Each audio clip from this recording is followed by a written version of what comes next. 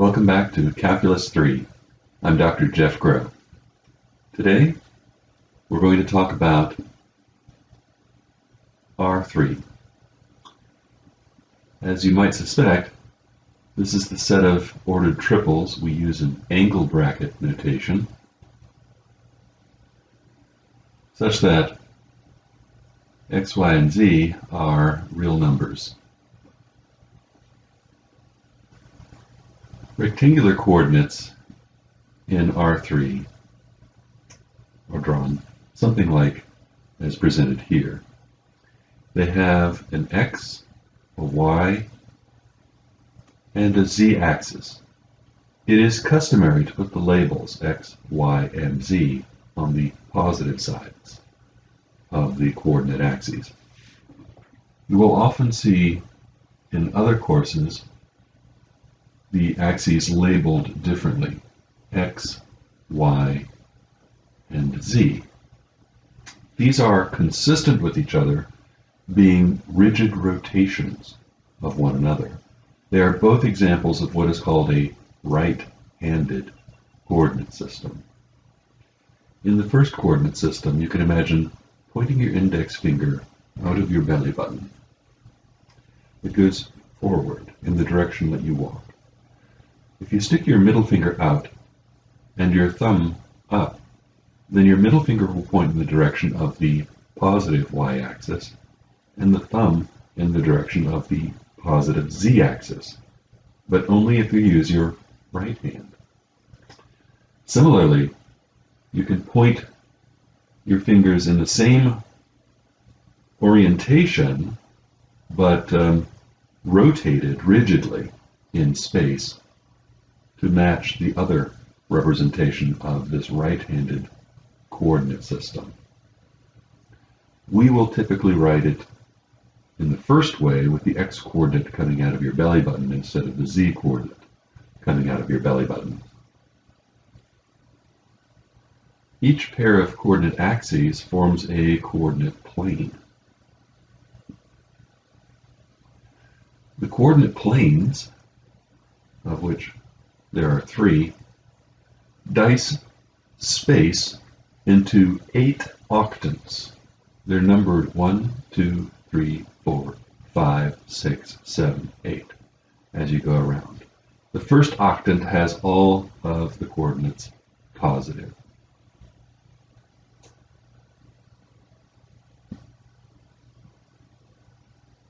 In R3, suppose you have a couple of points represented by x1, y1, z1, and x2, y2, z2. If you drop this point down to a point x2, y2, z1, we can form a triangle, and it's a right triangle going straight up off of the plane through z equals z1. This length over here is z2 minus z1. Down here, we'll label the distance r, and the length here between the 2 points is the distance d.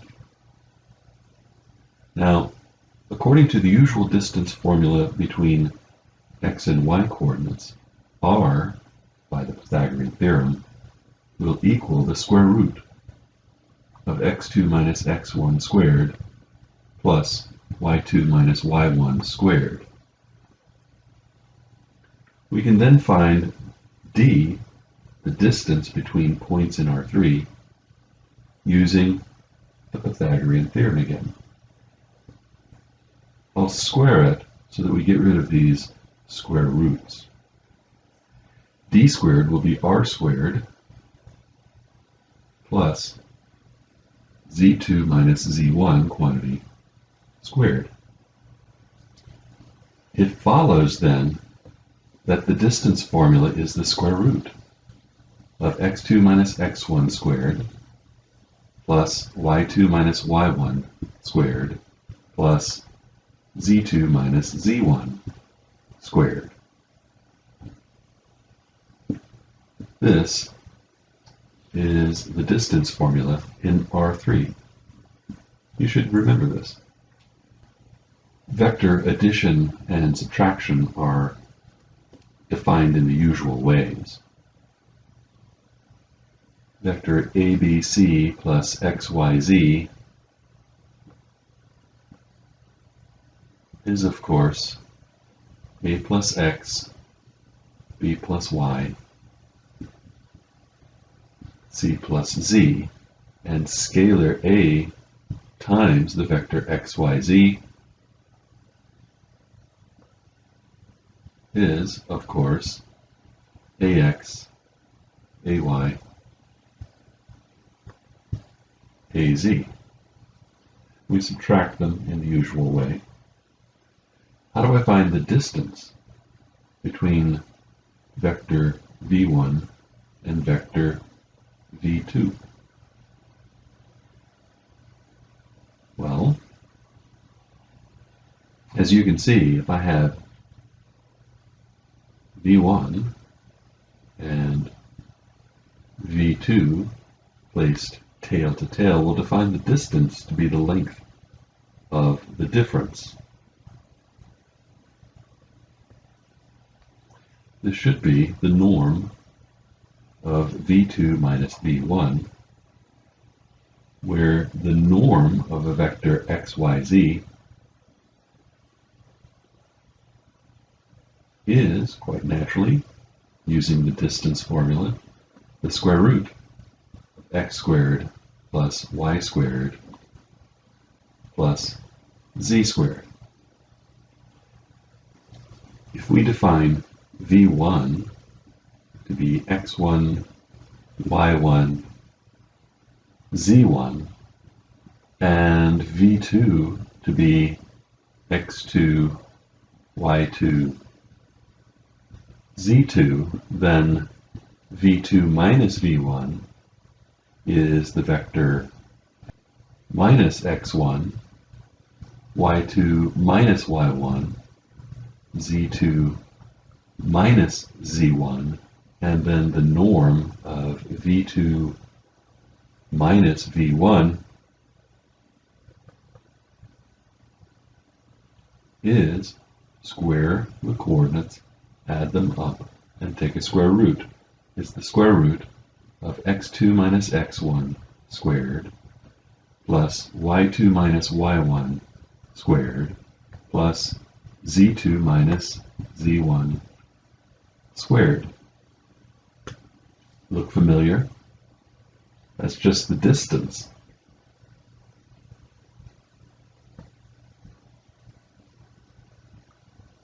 So the distance formula is calculated by subtracting the vectors and then calculating the norm. How then do we define a sphere, and what is the formula describing that sphere? A sphere is a set of points that are equidistant from a fixed point called the center. Let's suppose that our center is equal to a vector which we'll call x naught. A point x on the sphere will satisfy the distance between them, which is the norm of their difference, equal to some common value called the radius. I give you the equation for a sphere, the set of points equidistant from a fixed point. As you might guess, if you square both sides, you get r squared equals. If we suppose that the point x naught has coordinates x naught, y naught, z naught, then r squared will be x minus x naught squared plus y minus y naught squared plus z minus z naught squared. And I give you the formula for a sphere. The norm, as we have defined it here,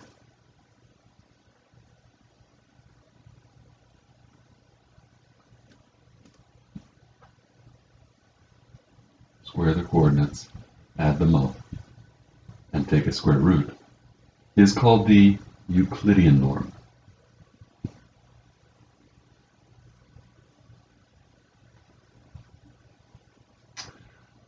The Euclidean norm does, of course, satisfy the usual properties of a norm. The usual properties being that the norm of a vector is bigger than or equal to 0.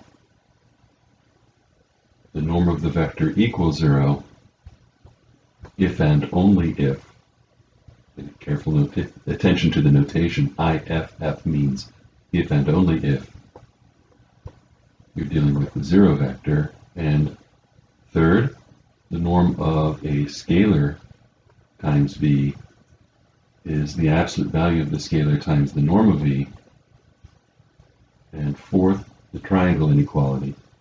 The norm of u plus v is less than or equal to the norm of u plus the norm of v.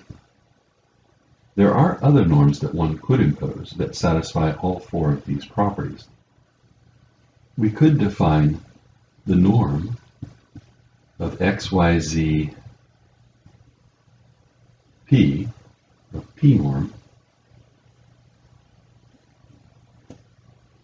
by the pth root of the absolute value of x to the p plus the absolute value of y to the p plus the absolute value of z to the p.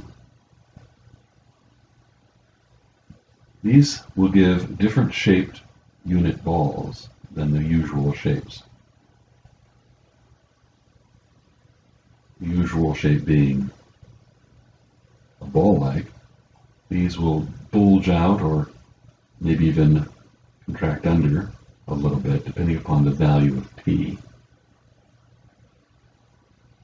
If you choose p equals 1, it'll be a diamond-shaped unit ball. As p goes to infinity, you end up with more of a square-shaped unit ball. These norms, when p is not equal to 2, give rise to a non-Euclidean notion of distance in Rn. We've defined it in R3, but we could have easily have defined this in an arbitrary dimensional space as well. How do we find the midpoint?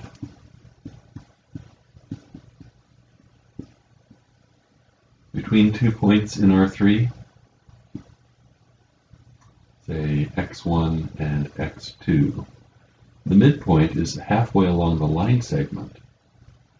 So how do you get there? Well, one way of seeing what you do, you go x1 units over and then you go in the direction of x2 minus x1, half that distance. So the midpoint should be x1 plus 1/2 of x2 minus x1. And if you think about that, combining these like terms, we get x1 plus x2 over 2. You average the coordinates. In R3, the vector I is 1, 0, 0, as you might have guessed. J is 0, 1, 0, and K, the innovation here, is 0, 0, 1. So any vector x, y, z may also be expressed as xi plus yj plus zk. So what do you do in R4? In R4 there's an I, J, K, and L defined in the obvious ways. So tell me, what do you do in R30? It seems you'll run out of alphabet. Why not try this? E1 is 1, 0, 0, and so on. E2 is 0, 1, 0, and so on, and follow this pattern. In that case, x1, x2 to xn will be x1, e1 plus x2, e2 up to xn, en. And that allows you to work in arbitrary dimensions. What does it mean for two vectors to be parallel? When we think about vectors, we think of them being equivalent under parallel translations. So a vector over here is the same as a vector, the same vector with the same length, same direction over here. They're invariant under what we call parallel translations. So we say that two vectors are parallel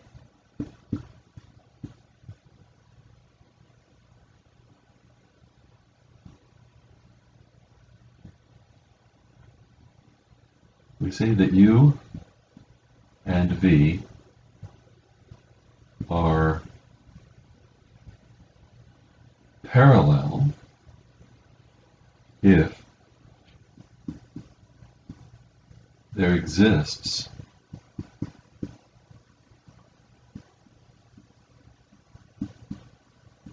a constant k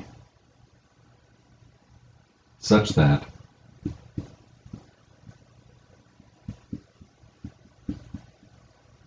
either 1, u is a constant times v, or 2, v is a constant times u.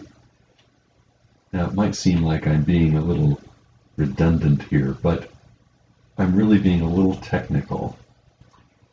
You might think that, well, if u is a scalar multiple of v, then v is obviously a scalar multiple of u. Except that may not be the case if one of those vectors is the zero vector. Suppose, for instance, that u is the zero vector. If u is the zero vector, we'll just choose k to be the zero scalar. When you multiply any vector by the zero scalar, you'll get the zero vector.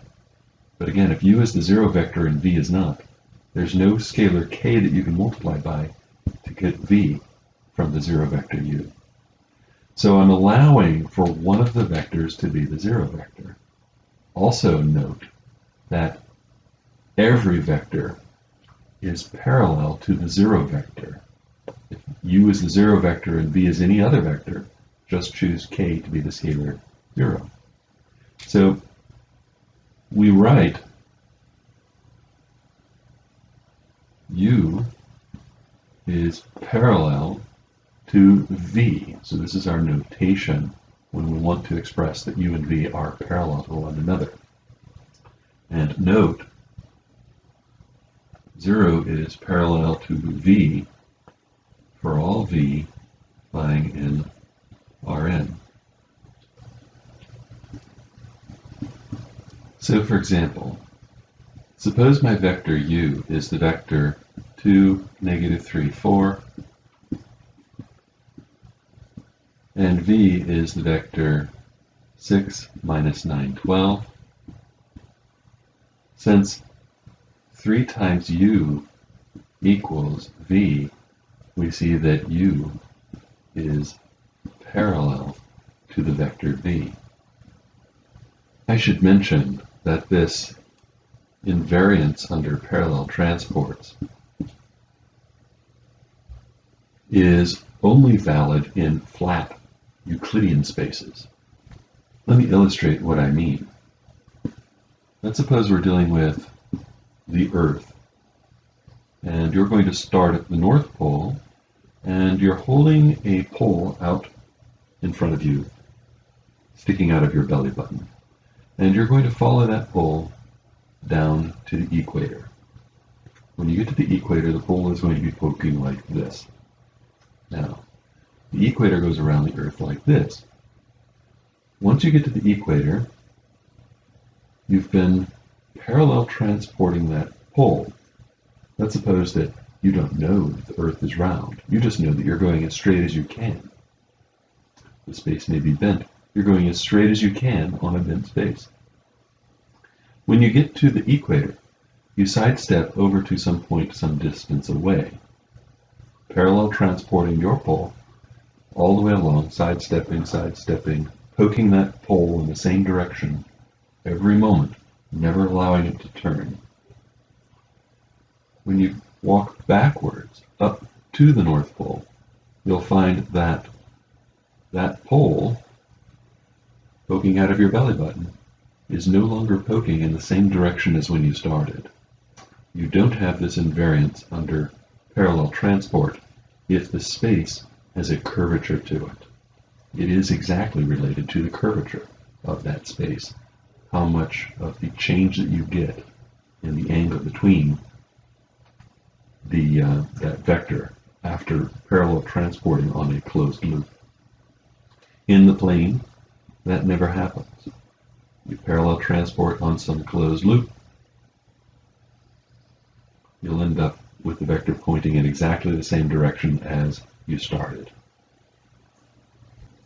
I thought it important that you know that some of the principles that we are assuming here tacitly aren't necessarily true generally in more general spaces. We are tacitly making assumptions that we're working in a Euclidean space.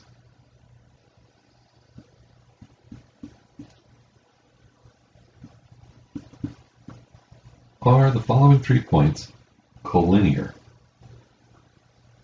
The points are 1, -2, 3, 2, 1, 0, and 4, 7, -6. How can you tell whether or not points A, B, and C are collinear?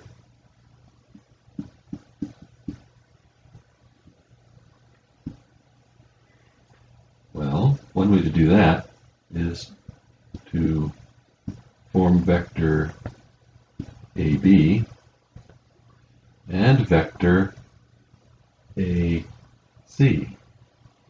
If the points are collinear, then AB and AC should be parallel. If they're not parallel, they're not collinear.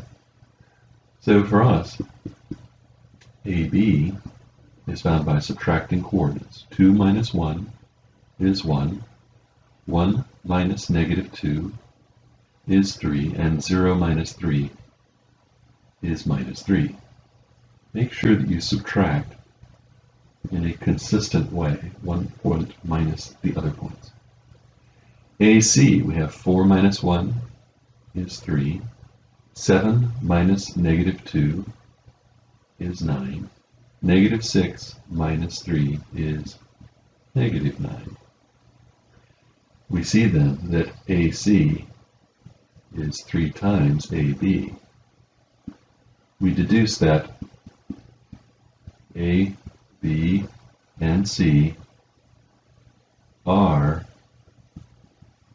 collinear. We're ready to discuss the Euclidean, we often leave the word Euclidean off, dot product. We should begin with a definition.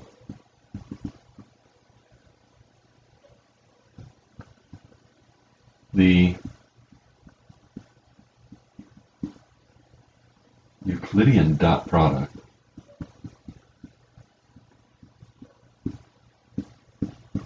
of U, let's define this in R3, though this definition will work with a generalization for Rn.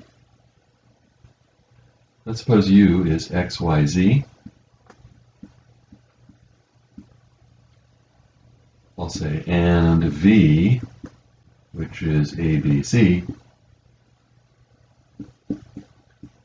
is denoted by U dot V. There's there's a conspicuous dot here. Make sure you include that dot.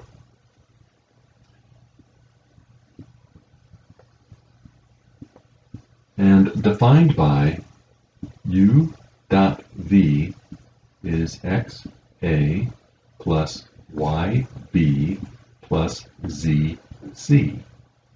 You multiply the coordinates, you add them up, and that's it. Notice that u dot v, this dot product, maps things from your vector space, two things from the vector space, into the set of real numbers. So the dot product takes two vectors in, but it does not output a vector. It outputs a scalar, a real number. What we've done so far is we've introduced a new concept called the dot product. I'd like to proceduralize that by walking you through simple examples of how to calculate dot products. Then, I would like to help you further understand the relationship between this object and other objects by giving you algebraic properties in a theorem, and then geometric properties in a theorem. That's the way I like to do things. Introduce the concept, proceduralize the concept, and then give you the algebraic properties of that concept, and then the geometric properties of the concept. So hang tight, you'll understand this pretty well as I walk you through the rest of the theory development. Example. Suppose u is the vector 2, negative 1, 4, and v is the vector 3, 2, 5. Then u dot v is 2 times 3, negative 1 times 2, 4 times 5. So we have 6 minus 2 is 4, plus 20 yields 24. Piece of cake. Let me give you a slightly different example. Actually, it's the same example, just a different notation. 2i minus j plus 4k.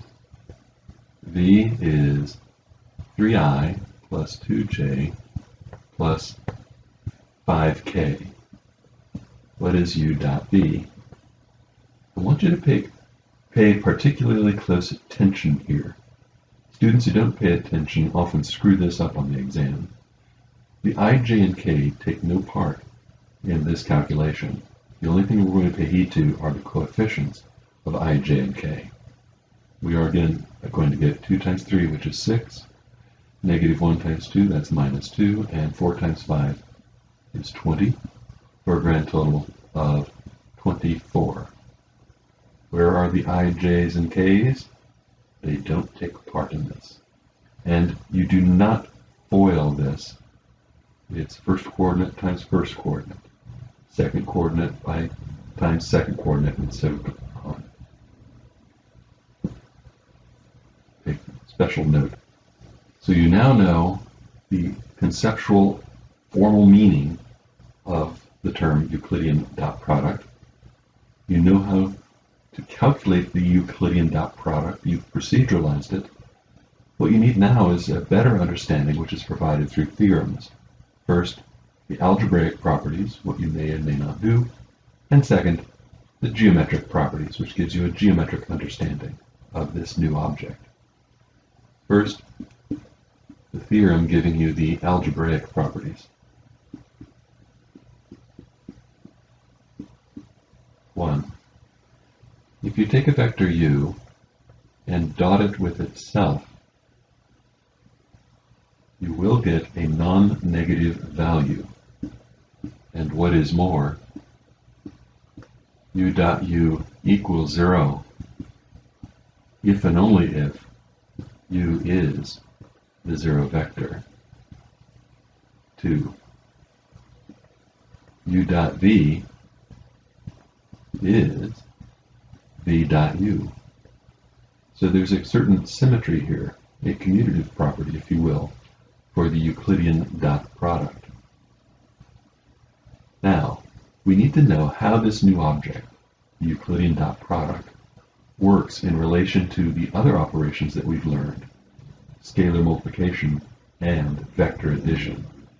And so on property 3, if I have a scalar A times U dot V, what do I get? I'll get the same thing if I rescale U first and then dot with V, or take U and dot with a rescaled V. The scalar may be associated with either of the factors in the Euclidean dot product. This is a kind of associative law, if you will. Also, how does the Euclidean dot product work in relation to vector addition?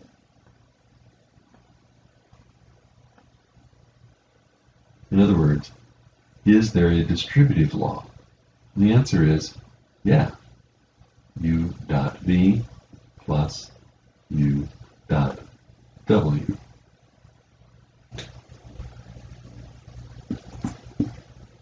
In the proof of part 1, let's prove this in R2 because a similar sort of proof will work in Rn. Doesn't matter what the dimension is.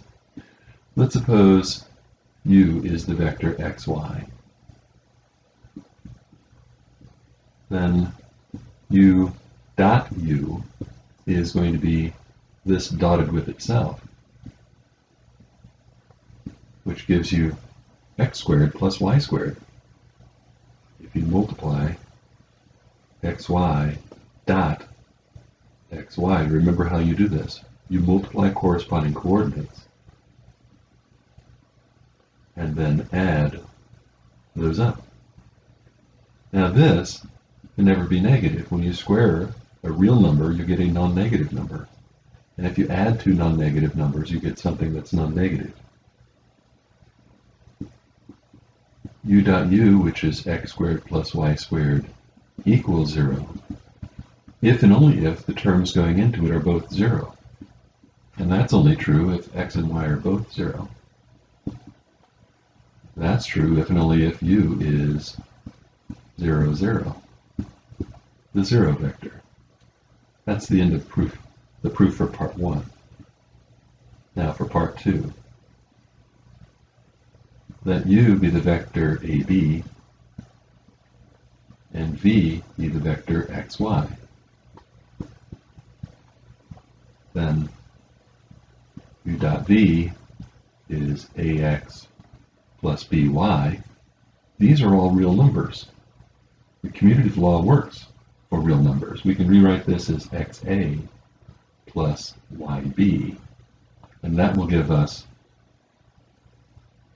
XY dotted with AB, which is V dot U.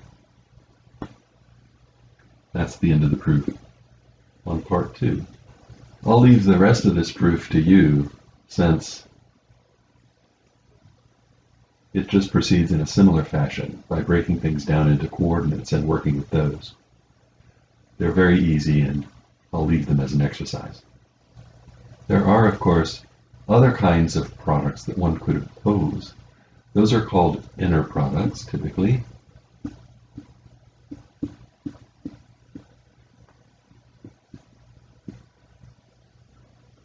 In finite dimensions, as we are working with here, let's suppose I have a vector u, which in our angle bracket notation has coordinates AB.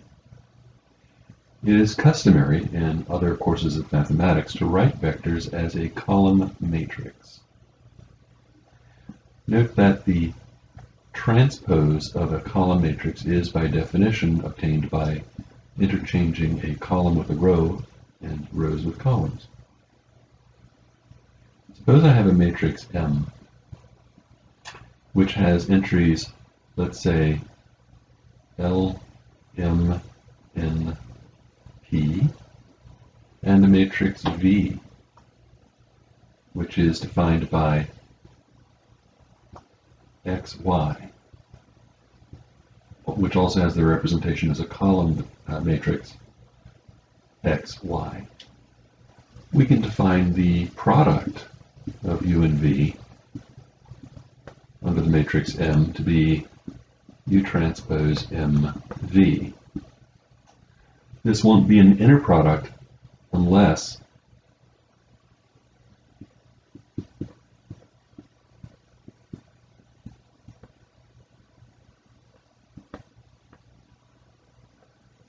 M transpose is equal to M. That just means the matrix M needs to be symmetric in this way.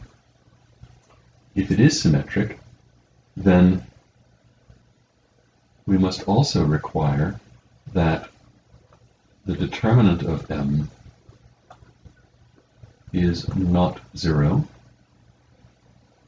So that means AC minus B squared for a symmetric matrix is not 0. And there is another condition. We also demand that U, the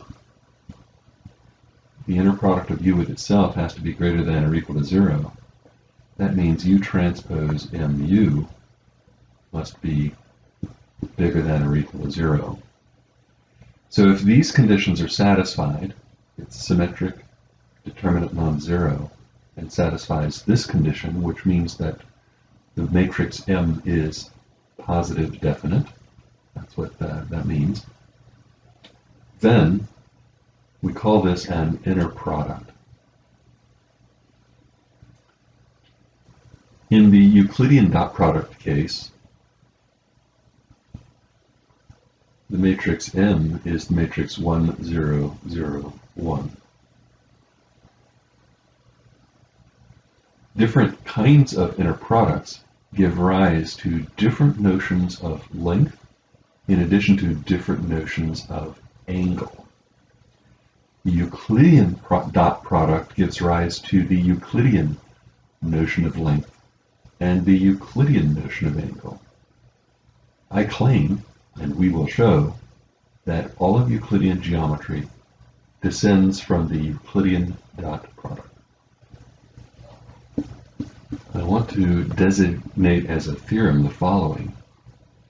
The length of a vector u is the principal square root of the dot product of the vector u with itself.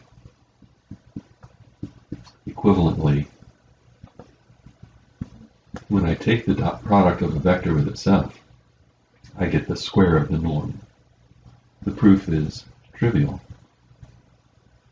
Let u be the vector xy. Then the norm of u squared is x squared plus y squared, whereas u dot u is also x squared plus y squared. We see then that these are equal and the proof is over. Before moving on, I'd like to point out that this theorem demonstrates that the Euclidean notion of distance arises from the Euclidean dot product. If you change to a different inner product, using this as your definition of norm, you will get a different notion of length, a non-Euclidean notion of length.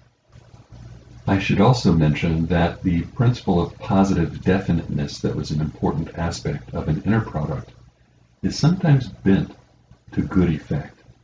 In fact, if we work in R4 with points x, y, z, and t, and the matrix M that we use is 1, 0, 0, 0, 0, 1, 0, 0, 0, 0, 1, 0, 0, 0, 0, negative 1, it can be shown that this matrix is not positive definite, but it does give rise to an interesting inner product.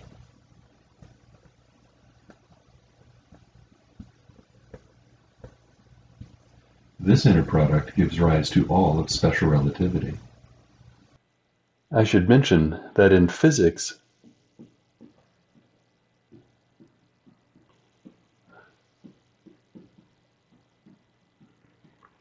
there's another notation called the bra-ket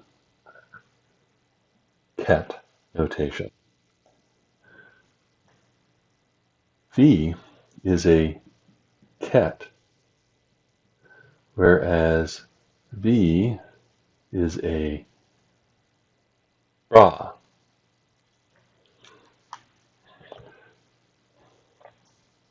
If V has coordinates, say, x, y, then we think of a ket as the column vector x, y, and a bra as a row vector x, y.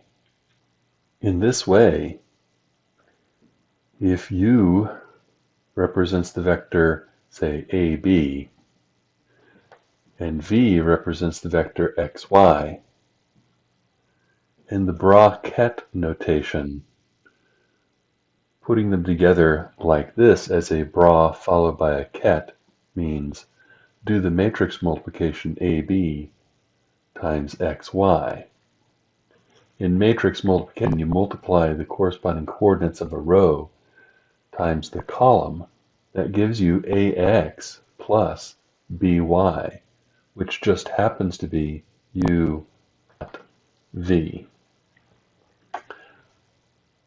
This would represent U transpose V, and we call U transpose V an inner product because the transpose is in between the U and the V. If we did U V transpose, we would have an outer product. That would give you AB times the row vector xy. And that gives you AX, AY, BX, BY, a matrix. So the outer product doesn't give you a scalar, it gives you a matrix. People have generalized the inner product to have a large number of different possible inner products, rather than just the usual inner product, which is exactly the Euclidean dot product. Physicists also insert matrices between a bra and a ket. These matrices are typically observables of some quantum property. Technically, the product we just showed for the special theory of relativity is not an inner product because it doesn't have that positive definiteness property. But nonetheless, we have another geometric theorem.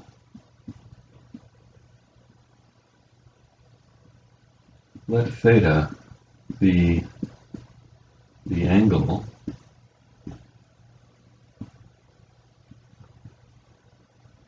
between U and V. Now, technically, if I have vectors U and V, aren't there two angles between them? We will, by convention, assume that the angle between two vectors U and V is always the smaller of the two. So, then, the cosine of that angle is, as we shall prove, U dot V over norm U norm V. You, of course, need to know this formula, but I want you to think about this a little more for a moment. In the numerator on the right-hand side, we obviously have a dot product. Our last theorem demonstrates that the norm descends from the Euclidean dot product as well, which means that everything on the right-hand side comes from the Euclidean dot product. This tells us that our Euclidean notion of angle descends from the Euclidean dot product. Now, what do you need in order to do geometry? Certainly, you need to have a notion of angle, and you need a notion of length. Those two things give you a notion of geometry. And what we will show, if we can prove this theorem, is that all of Euclidean geometry descends from the Euclidean dot product. In our proof, we're going to have vectors U and V and the angle between them. we're going to calculate v minus u. Now, we have a theorem called the law of cosines. Do you remember the law of cosines?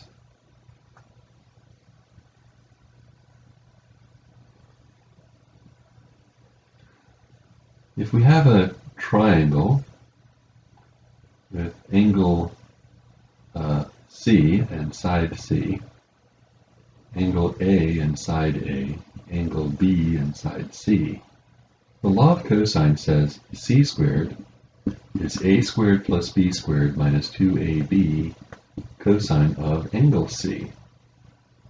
We're going to use that right here.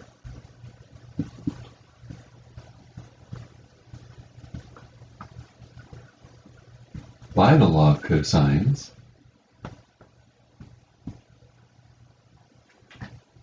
we have the norm of v minus u squared, that's the length of the side opposite theta, equals the norm of u squared plus the norm of v squared minus twice norm u, norm v,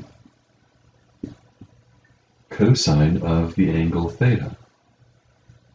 Now on the left-hand side, by a theorem we just demonstrated about the norm squared is the dot product of the vector with itself. So we'll get v minus u dot v minus u. By our algebraic properties theorem, the dot product can be distributed. And there's kind of a double distributive law here that we can apply, which implies that we can FOIL these vectors. We'll get v dot v, we'll get minus v dot u, minus u dot v, and then plus u dot u. But v dot v is the norm of v squared. V dot u and u dot v are equal by an algebraic property, the symmetry property, the commutative property. So we'll have minus twice u dot v and then plus the norm of u squared. So all of this, which comes from the left-hand side, is equal to all of the right-hand side by the law of cosines. But now you can see that we do get some cancellation. Norm of v squared will cancel with norm of v squared. We can subtract it from both sides of the equation. Norm of u squared will cancel with norm of u squared.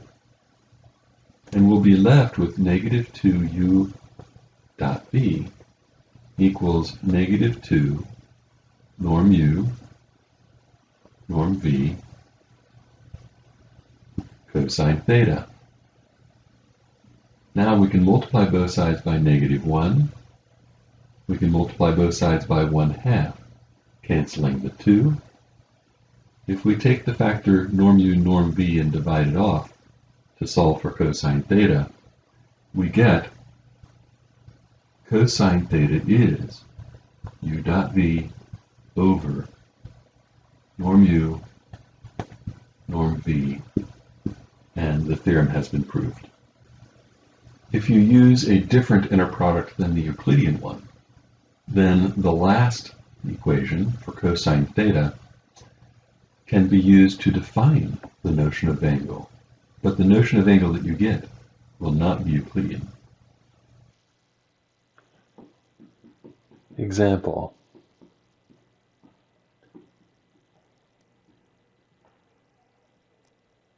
Find the angle between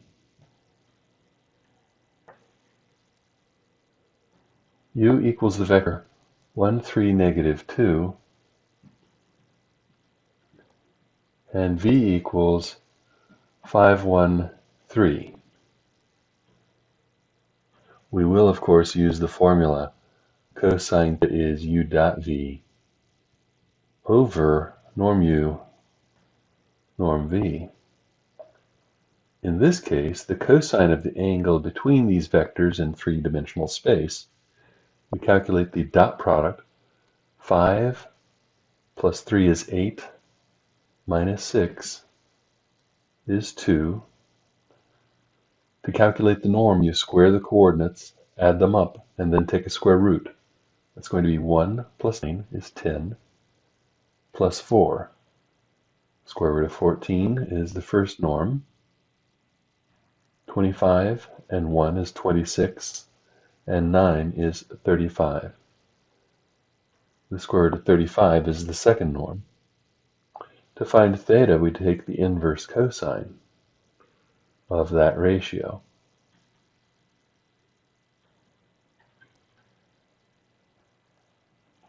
And what do we get? My calculator gives me 84.8 degrees, so I'll round that to 85 degrees. Isn't this astonishing? We can find the angle between two vectors pointing out in random angles in space.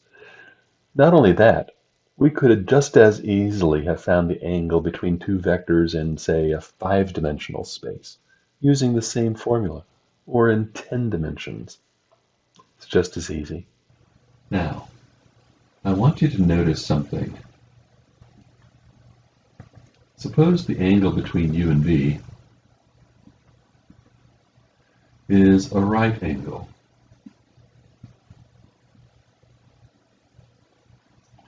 If theta is pi over 2, the cosine of pi over 2 is 0, but it still has to equal u dot v over norm u, norm v. An equation with a fraction only equals 0 if the numerator is 0. So this is true if and only if u dot v is the 0 scalar. We've just proved an important theorem, but to state that theorem, I'll need to define a word. We'll make the following definition.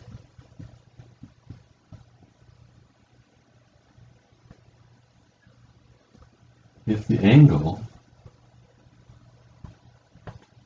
between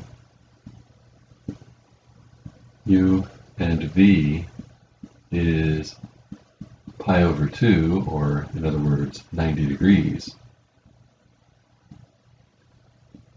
we say that, what would you say about vectors u and v if the angle between them was 90 degrees? We're going to say that they are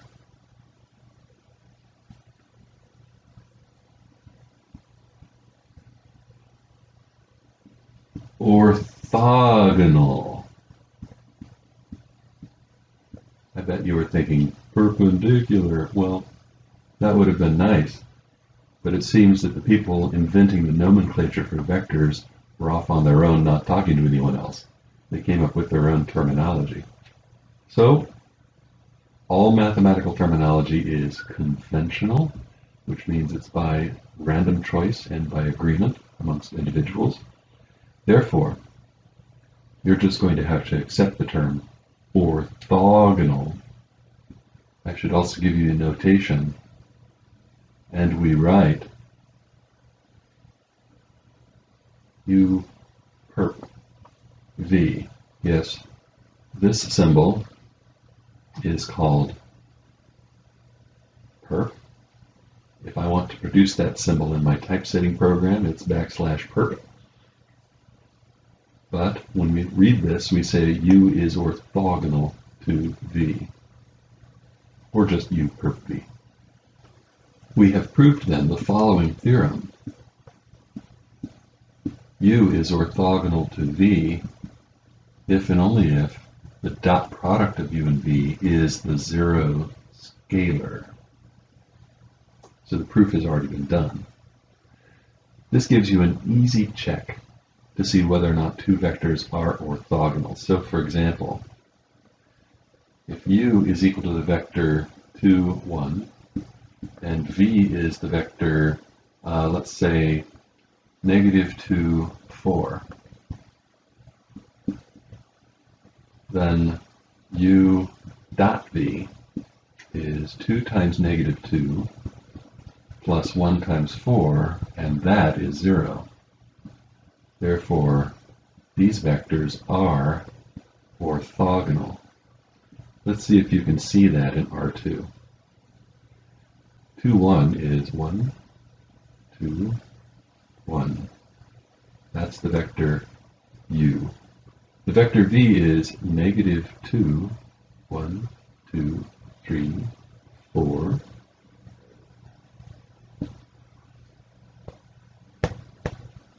Hopefully that looks like it's a 90-degree angle in there, because it has to be. Suppose I want to find a vector that is orthogonal to a vector u which has coordinates x, y. In R2, this is always easy.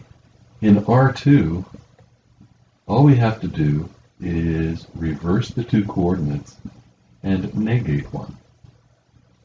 Then u dot v will be x times -y plus y times x. You always get 0, so that u is orthogonal to v. Switch the coordinates and negate one. How does that work in higher dimensions?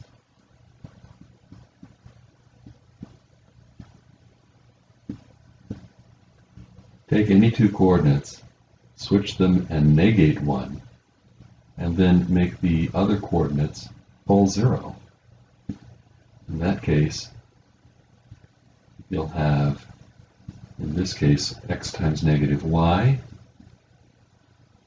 y times x, and z times 0, which is of course 0. The whole thing gives you 0. U is orthogonal to v in this case. Do you remember the formula in R2 where a vector was decomposed into a magnitude and a direction? How can you do that in other dimensions? And in particular, let's look at R3. Suppose we have some vector v. It's above this point in the xy plane. We're going to define certain direction angles. The angle off of the x-axis, the positive x-axis, is defined to be alpha. What are the first 3 letters in the Greek alphabet? Alpha, beta, gamma, delta, epsilon, zeta. Yeah. The angle off of the positive y-axis is called beta, and the angle off of the positive z-axis is called gamma. This is the lowercase, and this is the uppercase of the 3rd letter of the Greek alphabet called gamma. This is the lowercase, and this is the uppercase of the 2nd letter of the Greek alphabet called beta. This is the lowercase, and this is the uppercase of the 1st letter of the Greek alphabet called alpha. We're going to define alpha, beta, and gamma to be direction angles.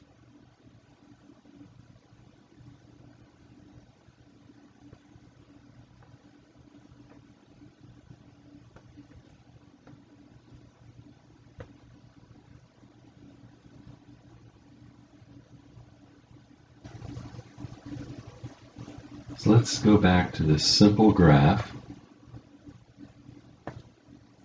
where we have alpha,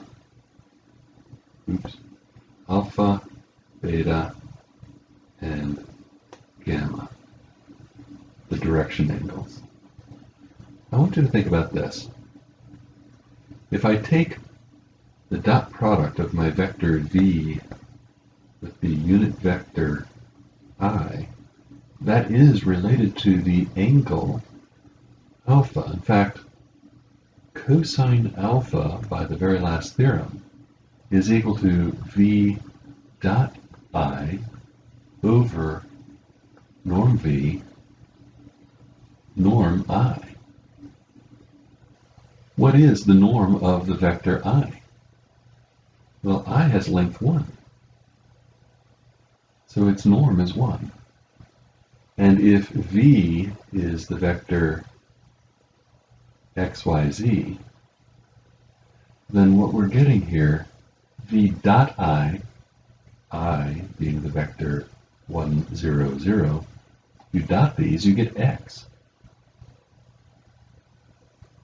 over the norm of v. Solving for x is the norm of v times the cosine of the direction angle alpha. What about with respect to the vector j? You'll find that y is the norm of v times the cosine of the direction angle theta, and then finally z is the norm of v times the cosine of the direction angle gamma. It follows then that the vector v can be expressed as the norm of v times the cosine of alpha, cosine of beta, and cosine of gamma. All of the length is in the coefficient, the norm of v, and the rest of it gives you what is called, and the rest of it gives you a direction. Each of these cosines is called a direction cosine.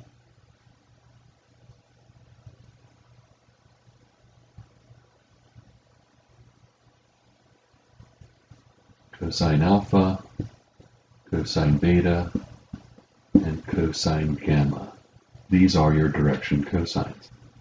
Since the magnitude of v is all in this leading coefficient, it follows that the norm of the vector that remains must be 1. We obtain 1 equals cosine squared alpha plus cosine squared beta plus cosine squared gamma. Normally there would be a square root, but we could square both sides and obtain this relation, which demonstrates that alpha, beta, and gamma may not be independently chosen. Once you choose alpha and beta, gamma up to a supplement is determined by this equation. I say up to a supplement because when you take a square root, you'll get a plus or minus. So there's two possibilities for gamma once you choose alpha and beta. One where the cosine is positive, and since angles are always less than 180 degrees between vectors, gamma will either be in the first quadrant if it's positive for the cosine, or the second quadrant if the cosine is chosen to be negative. How does this relate to the formula that we had earlier in R2? Cosine theta sine theta.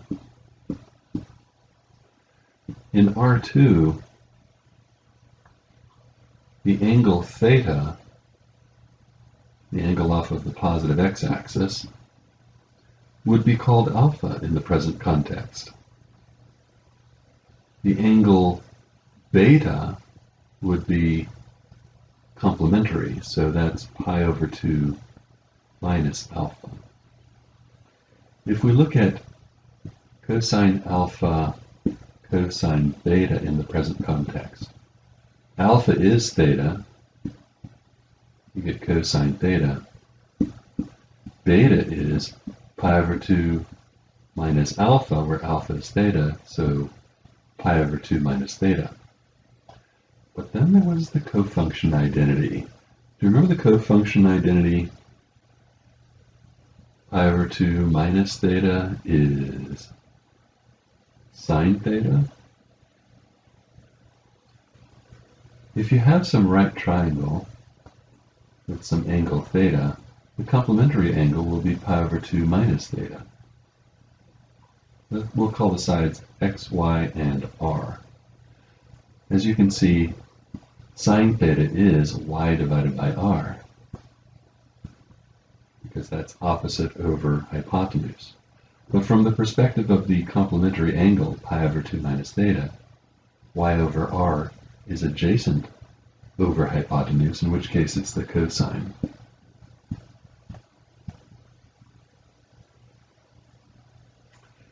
What we're seeing here is that we have cosine theta sine theta by the cofunction identity. In other words, this is consistent with the notation that we've introduced in R3, cosine alpha, cosine beta. The two notions are exactly consistent. In fact, you can now see how you could generalize this in arbitrary dimensions. Let's do a quick example. Let V be the vector 2, 3, 4. Let's calculate its length. 4 plus 9 plus 16, all under a radical. Note that 9 and 16 makes 25, plus 4 makes 29. We get the square root of 29. The direction cosines then are, cosine alpha is 2 divided by the square root of 29. Cosine beta is 3 over the square root of 29. And cosine gamma is 4 over the square root of 29. Now, what are the direction angles?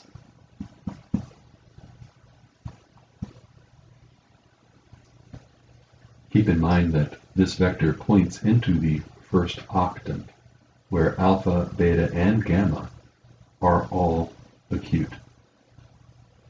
We'll take the inverse cosine of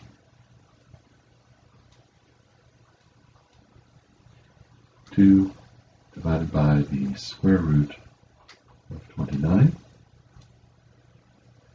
the inverse cosine of 3 divided by the square root of 29, and the inverse cosine of 4 divided by the square root of 29.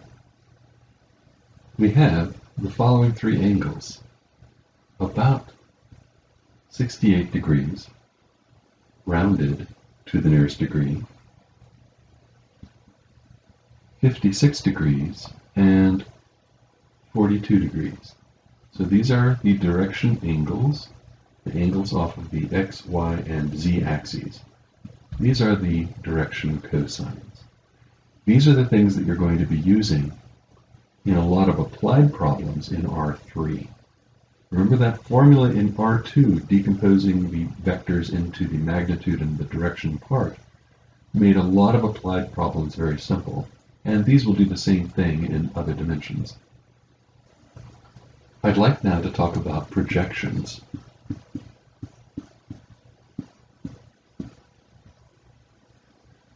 In particular, suppose we have some vector v and another vector u. They have some angle theta between them. We would like to construct this vector. It's called the orthogonal projection of u onto v. We'll write it like this: projection of u onto v, with v as a subscript.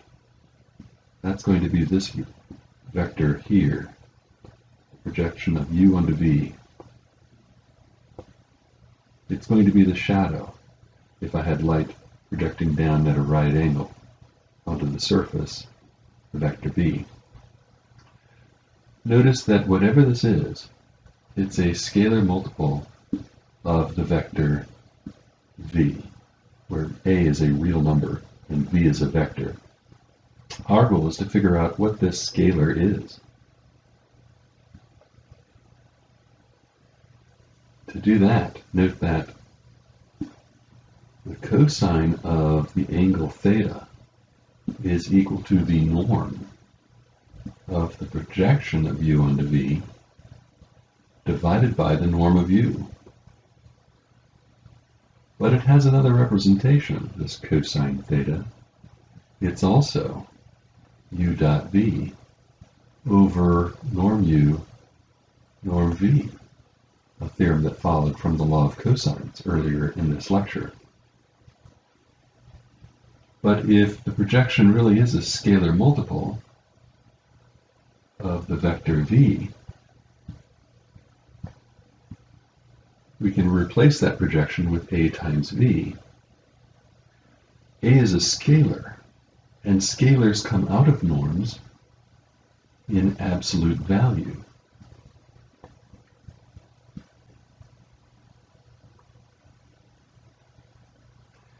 We obtain the following equation, where the norm of u can be cancelled from both sides. We're trying to solve for a. We have then that the absolute value of a is u dot v over the norm of v squared by dividing this norm over to the other side. But we don't really want the absolute value of a. We want a. I propose a is u dot v over norm v squared. And the projection is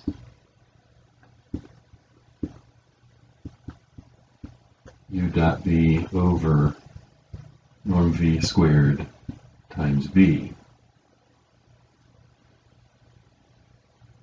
Why should this be the case?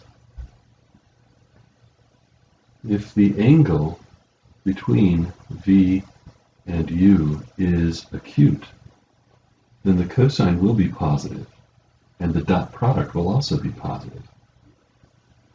If the angle is obtuse, then the dot product between u and v will be negative because this angle will be between pi over 2 and pi in quadrant 2. The cosine is negative in quadrant 2, so the dot product will be negative. So this will give you the correct sign either way. This is the formula for the projection of the vector u onto the vector v.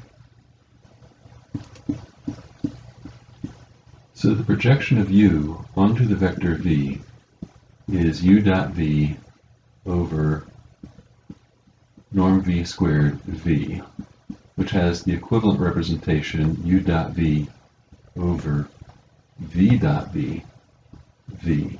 Notice v's everywhere except for this one little old u. It's one standalone u. There's another aspect of this I want you to know. Here's our vector v, and here's our vector u. Down here we have the projection of u onto v. But this vector right here also has a name. It's called the orthogonal complement of u on v.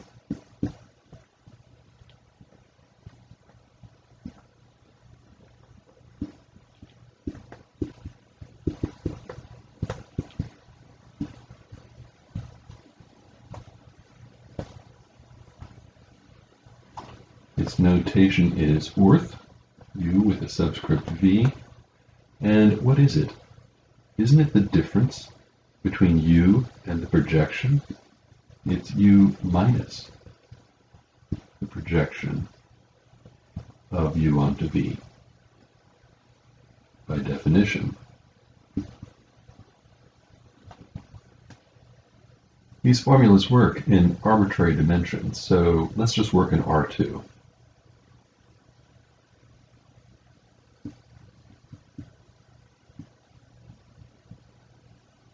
Let u be the vector 2, 3,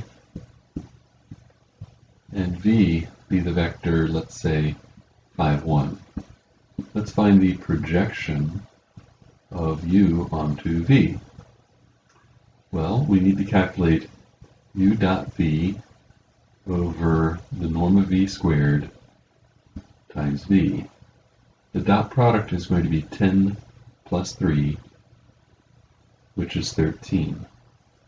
the norm of v squared is 25 plus 1, or 26. And then we multiply by the vector v. 13 goes into 26 twice, and so we get the vector 5/2, 1/2. That's the projection. What about the orthogonal complement of u on v? You'll recall that that's u minus the projection, so that's going to be 2, 3 minus 5/2, 1/2. 2 is 4/2. 4/2 minus 5/2 is negative 1/2. 3 is 6/2. 6/2 minus 1/2 is 5/2. There's your orthogonal complement. So you can see that the vector u is the sum of the projection and the orthogonal complement. This follows directly from the picture that we had earlier. The projection is here, and the orthogonal complement of u on v here. By the way, sometimes the scalar component of u on v is just the coefficient u dot v over the norm of v squared, which means that the projection of u onto v is that scalar component times the vector v. Just for emphasis one more time, if this is the vector u and this is the vector v, we have here the projection of u on v, and here the orthogonal complement of u on v. If you add the projection and the orthogonal complement, you get the vector u. The projection of u onto v plus the orthogonal complement of u on v adds up to the vector u. We're going to use both the projection and the orthogonal complement a lot later on in this module. Make sure that you study these and understand them now. We'll be using them to do a lot of different geometric things later on. Right now, let me show you one simple application. It's called work. If you have an object, let's say a box, and the box is displaced along the floor because here you are pushing on it down at some angle, you have a force being applied to the box and a displacement. How much work is done? Well, if I were to push straight down on the object would not move at all. How much force I have wouldn't matter. There would be no work done because there would be no displacement happening as a result of that work going down like this. So not all of this force does work. Some of that force goes directly down, and some of it goes in the direction of the displacement. Only the portion of the force in the direction of the displacement does any work. So you can see that if we denote the work by W, then it must be true that the work done is the magnitude of the projection of the force onto the displacement vector times the magnitude of the displacement. Yeah, that's exactly what work is. Now I know what some of you are thinking. You've been taught that work is force times distance. But not all of this force is doing work. Some of it is not doing any work at all. only the part that goes in the direction of the displacement does work. But we can do better than this formula here. Because we have formulas for this projection, we can simplify this expression a lot. The projection is the dot product divided by the norm of the displacement squared times the displacement. We still have a norm of a displacement over here. Now, scalars, all of this scalar part is a scalar. It can be brought out of the norm in absolute value.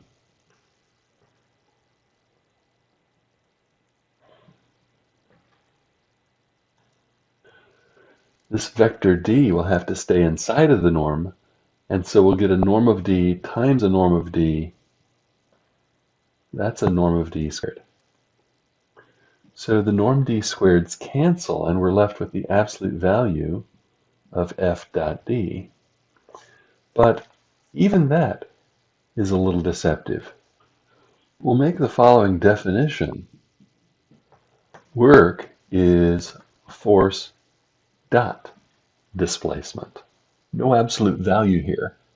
Why? The dot product of two vectors is related to the cosine.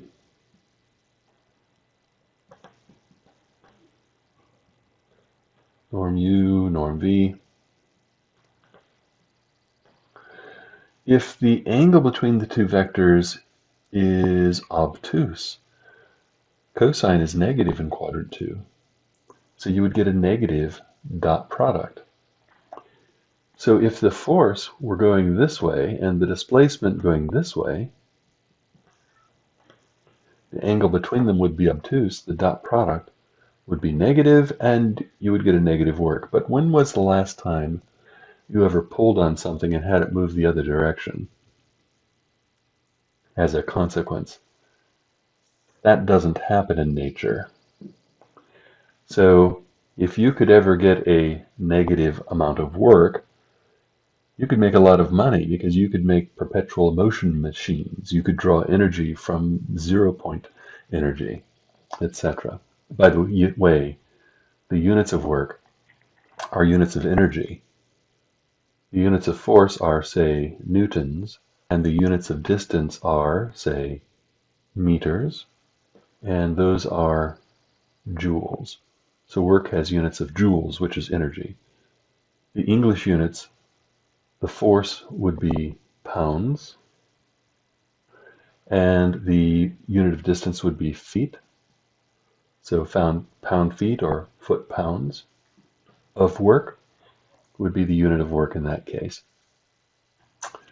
So for example, suppose we have a box and we're pushing down at the box at negative 25 degrees with 75 pounds. The box is displaced 1,000 feet to the right.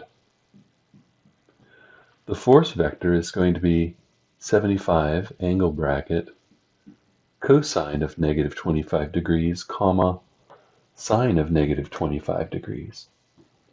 And the displacement vector is going to be angle bracket 1,000, comma, 0. The work is the dot product of these two. So 75 cosine of negative 25 degrees times 1,000 plus 0. Multiply the coordinates and add them up. What do we get? My calculator tells me that we get 67,973 foot-pounds. Remember, that's not feet per pound or pound per feet. That's feet times pounds.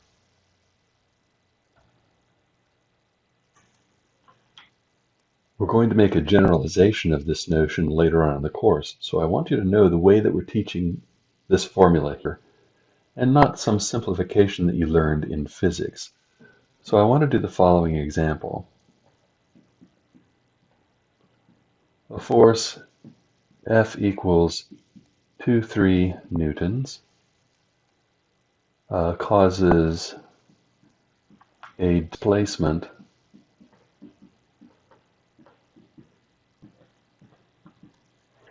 let's say 1 meters. Find the work done. The work is force dot displacement. So that's going to be 2 times 4 plus 3 times 1. So that's 8 plus 3, which is 11 Newton meters, or joules.